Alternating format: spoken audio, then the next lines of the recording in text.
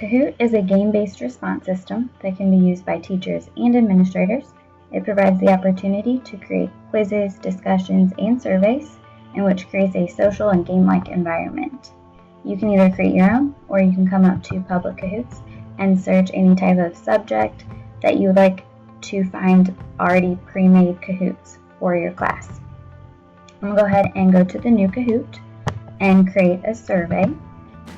It is a great way to receive feedback very quick and easy, and it's a great way to check for understanding with your students. So I'm going to go ahead and give this a survey name, as if I was going to use this with my faculty. So I would like to ask them a question about professional development to get their opinion. So I'm going to ask them, what would you like to focus on at the next PD day? You can choose an image to show up in the background. So I'm going to go ahead and drag this from Google. Okay, some possible answers may be to learn some new iPad apps, learn how to navigate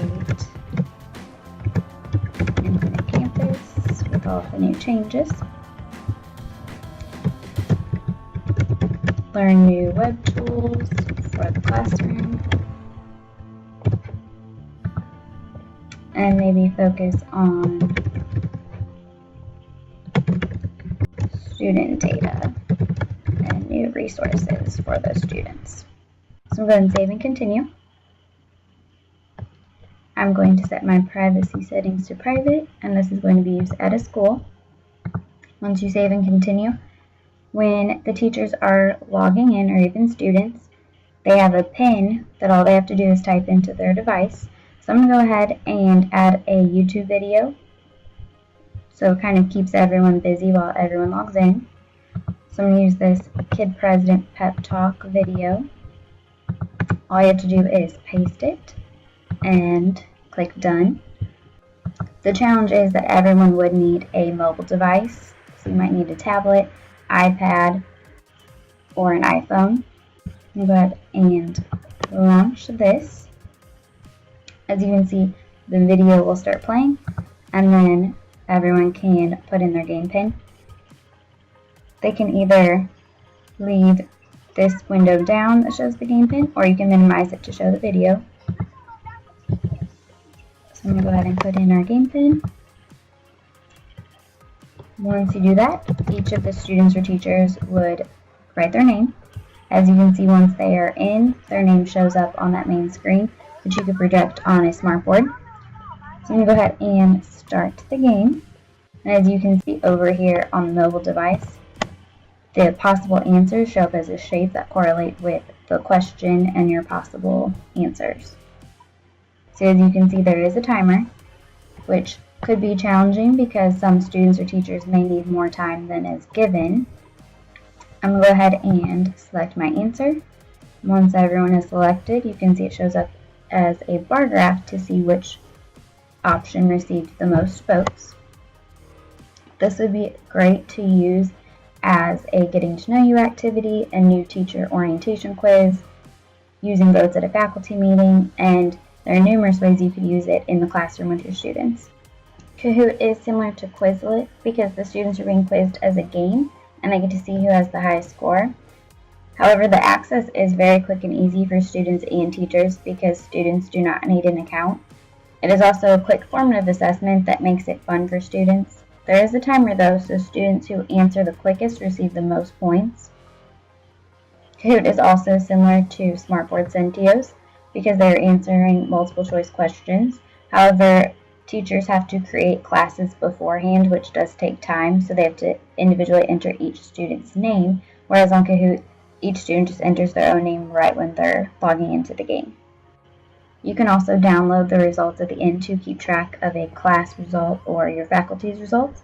So when you click download, it automatically uploads into an Excel file where it has the names of each of the players and each of the answers that they chose. So this is a great way to keep track where your students are, what they need help on, if they're struggling in any way.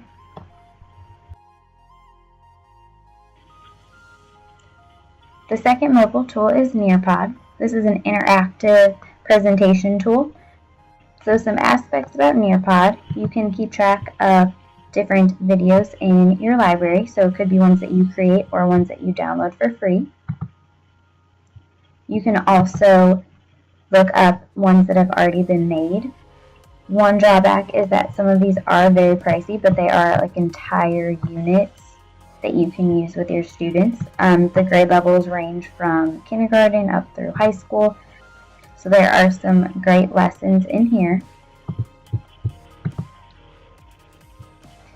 Join is where you would enter the PIN number in to join a presentation. It is very similar to Kahoot because you have a PIN number, you're joining in, and then once you're logged in, you are there to follow the whole presentation. You can also create your own. And there's also a place where reports are stored. So every time you do it with a class, it'll store everyone's responses.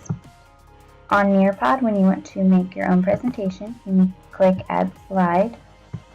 You can add different types of content, so maybe a video, a slideshow, those are all the different free ones. Or you can add an activity. So this is similar to PowerPoint or Smart Notebook because you are making a presentation with different slides and you make it however you want. But the difference with Nearpod is that you can create different activities to keep the students engaged and conduct formative assessment. So maybe you want to put in a mini quiz about what you just talked about or an open-ended question. So I'm going to go ahead and show one that I was working on. This one would be used as an administrator. So as the teachers come in, they will put in the PIN number and have this welcome screen. This one could be used at a faculty meeting. Some of the tools would be adding an open-ended question. Teachers can type their response and submit. All of those responses then would show up on the principal's iPad. Another tool would be taking a poll. Again, teachers or students just submit their answer, and all of it is kept track on that master iPad. And the last one is the Draw tool. This is a great tool to be used in the classroom. So if there's anything being learned in science or maybe a math question, you can have students draw it and submit. And you'll see that when you go to your results, this is one that I had done a little bit with 4th grade. So it tells you exactly how the students did, correct answers, wrong answers, how they did on quiz questions that were throughout the presentation, their answers on a poll, their answers to open-ended questions, and exactly what they drew for the draw. Now whenever the students are submitting these answers, it's going to show up directly on your iPad so you can keep track. So going through here, I went through and pulled up some of the drawings so we could talk about them as a class. So anytime I click them, it gets displayed right on the iPad of each student, and it also gets displayed on the smartboard. So it's a great way to have collaboration on different students' work.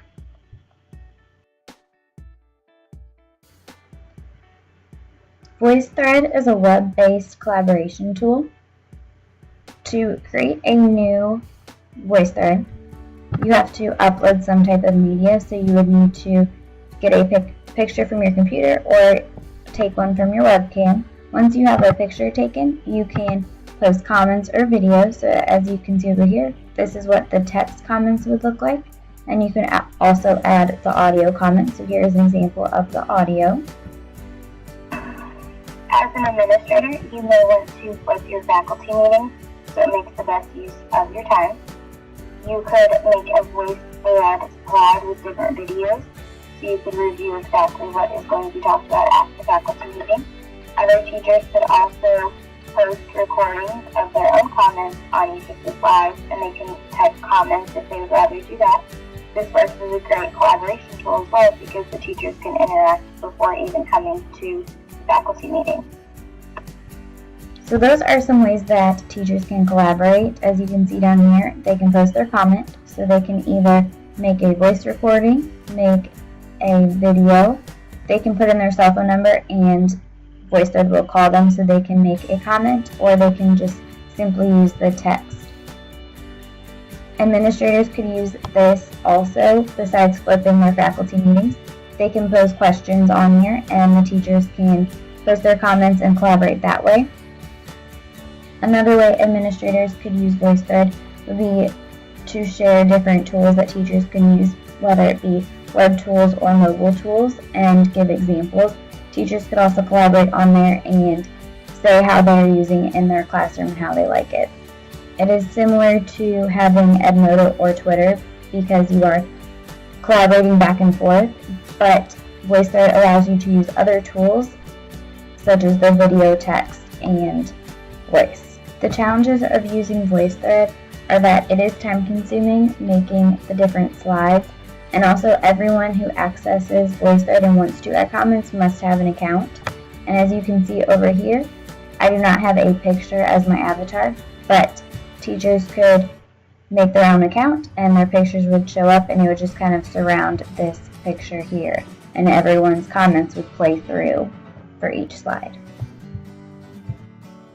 You can also browse through public threads on here and post comments, and these also have great ideas for ways that you can use it in a classroom and make different picture writing, collaborate on things for history, or post comments to different types of art.